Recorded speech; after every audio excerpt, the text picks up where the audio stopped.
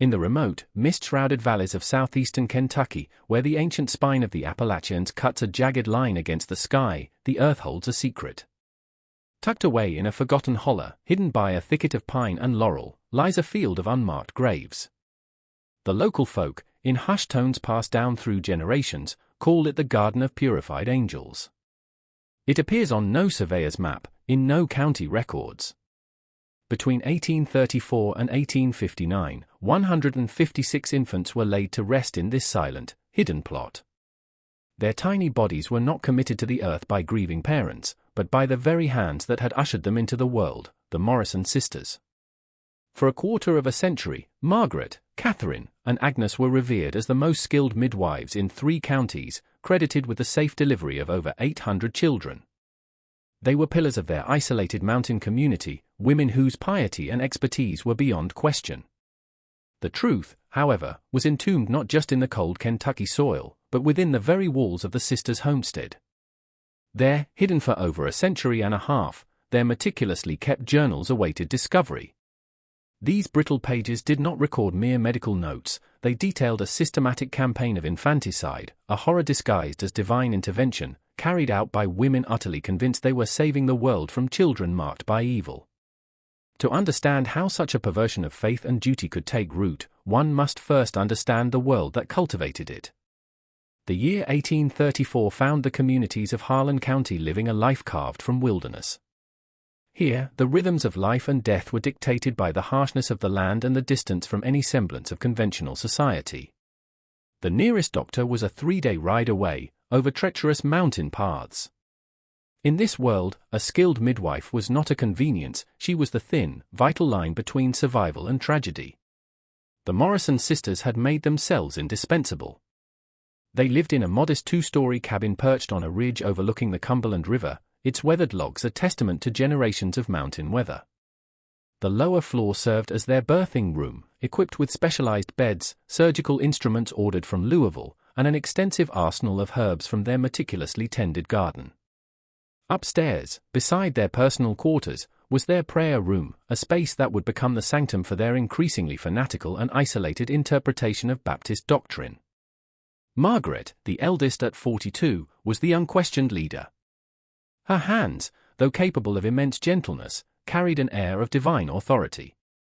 With her severe bun of graying hair and pale, intense eyes, she spoke in measured tones, quoting scripture with the precision of a scholar, and carried the weight of one who believed she communed directly with God's will. Catherine, 38, was the practical backbone. Sturdy and reliable, her masculine frame belied a surprisingly gentle touch with laboring mothers. Agnes, the youngest at 35, possessed an ethereal, almost unsettling beauty. Her dark hair and large, expressive eyes lent her an angelic quality, though a subtle, unsettling current ran beneath her soft-spoken words. Their days were governed by ritual, pre-dawn prayers, mornings in the medicinal garden, afternoons visiting expectant mothers or studying medical texts.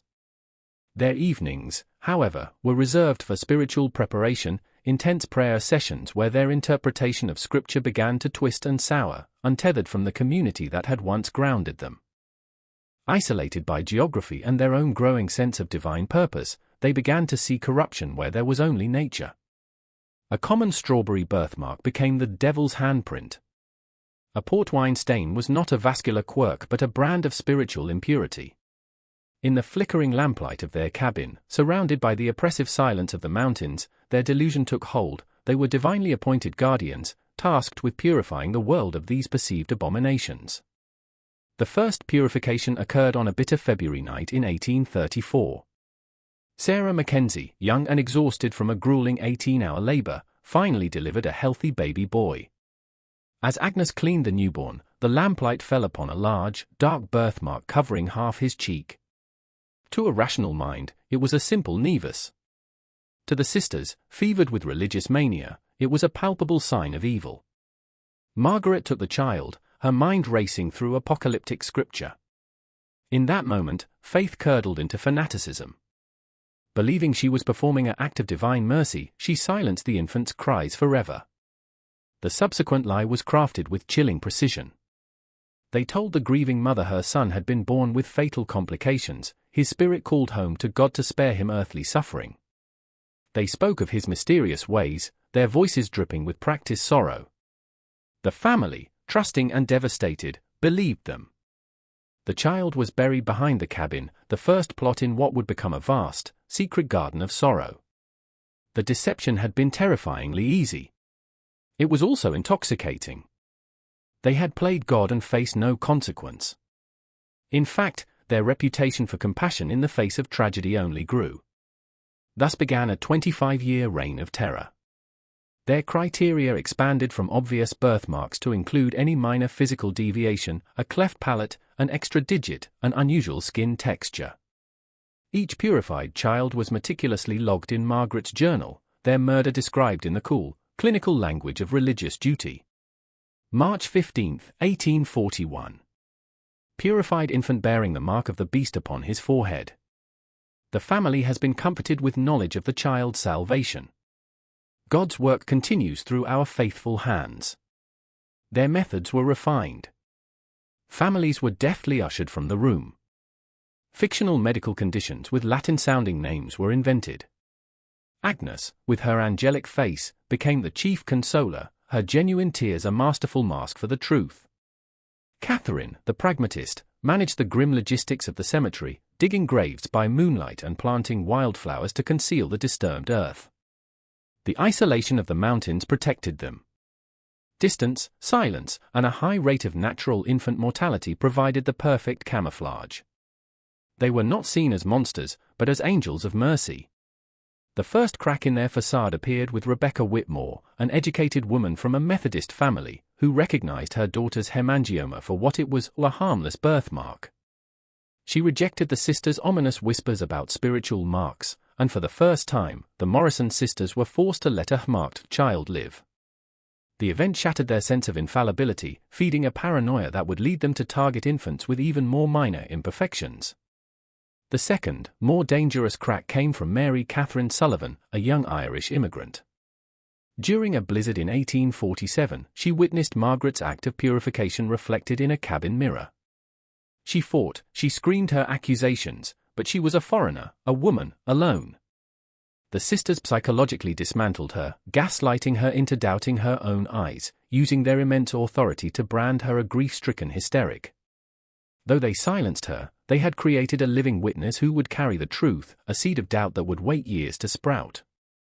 The end began not with a scream, but with a doctor's quiet curiosity.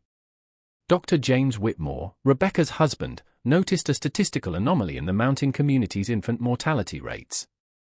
The numbers didn't add up.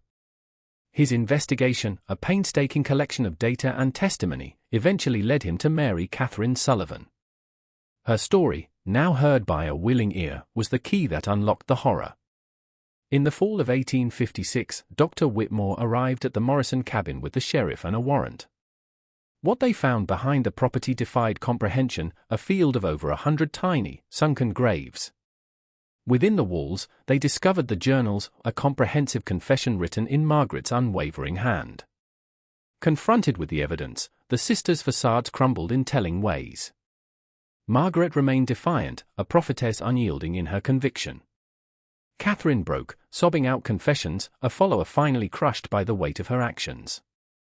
Agnes was perhaps the most terrifying, placid, remorseless, and utterly convinced of their righteousness until the very end.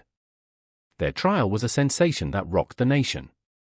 The journals were read aloud in a stunned courtroom, each entry a nail in their coffin. Margaret was sentenced to hang. Catherine and Agnes received life in prison, where they would die, one broken by guilt, the other still steadfast in her delusion. The Garden of Purified Angels was finally consecrated with proper headstones, each inscribed simply, "Unknown Child. Victim of Madness." It stands as a permanent scar on the land and a somber lesson from history. It is a testament to the terrifying fact that the most profound evil often begins not with a monster's roar, but with a whisper of misguided faith, and that the most dangerous prisons are not made of stone, but of isolation and unquestioned conviction.